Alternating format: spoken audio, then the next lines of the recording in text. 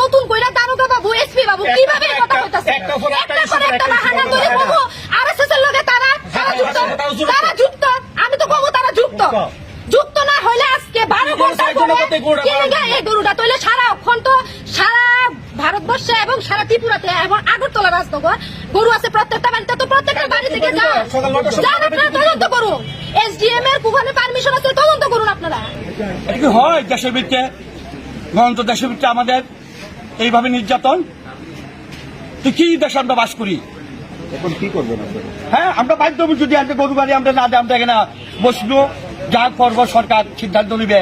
আর police যদি বলতে ক্ষমতা বলে আমাকে মেরে ফেলবে, আমরা তা প্রস্তুত, জান দিতে আমরা প্রস্তুত। আমরা তো কোনো অপরাধ কোনো কথাই নাই, আমরা ডাকাতি করছি না, চুরি করছি না, ওই বলতে আমরা জোর করে নিয়ে আসি গরুগুলা। এখন আমার মুখ্যমন্ত্রীর কাছে আবেদন, আপনি যদি দেখা থাকেন, আমার যদি কথা দেখা থাকেন, আপনার কি পদক্ষেপ এটা আমার দেখা।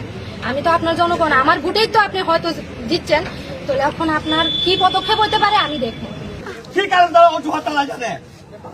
আমরা ওনাদের কাছে অনুরোধ করছি, আমাদের একটা অনুষ্ঠান বিবেকের তারা মানবতার খাতির স্যার আমাদেরকে একটা দিন, বছর একটা দিন। কয়টার সময় গরুটি আটক করা হয়েছে? 12টার সময় আটক করছে, পুলিশ আটক করলে পাবলিক কাছে দিয়ে গেছে।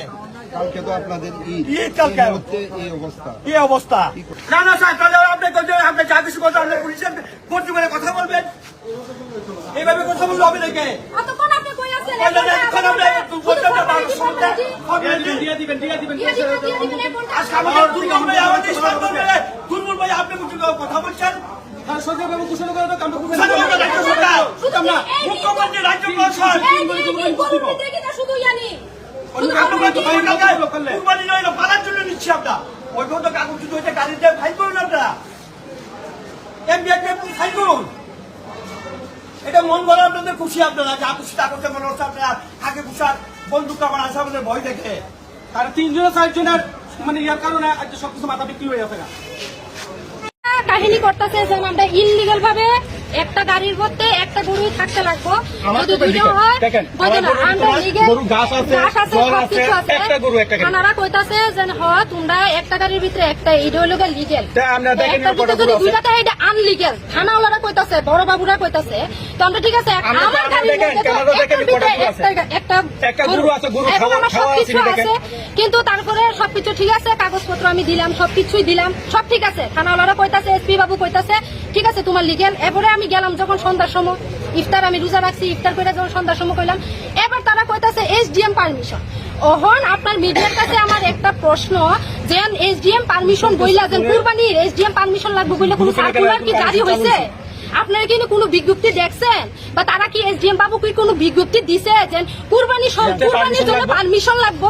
তারা নতুন কইরা দারোগা বাবু এসপি বাবু কিভাবে কথা কইতাছে একটা পর একটা বাহানা ধরে কবো আরএসএস এর লগে তারা যুক্ত আমি তো কবো তারা যুক্ত না হইলে আজকে 12 ঘন্টা এই গরুটা তৈলে সারা অক্ষণ সারা ভারতবর্ষে এবং সারা ত্রিপুরাতে এবং আগরতলা রাজনগর গরু আছে প্রত্যেকটা বাড়িতে, তো প্রত্যেকটা বাড়ি থেকে যান আপনারা তদন্ত করুন।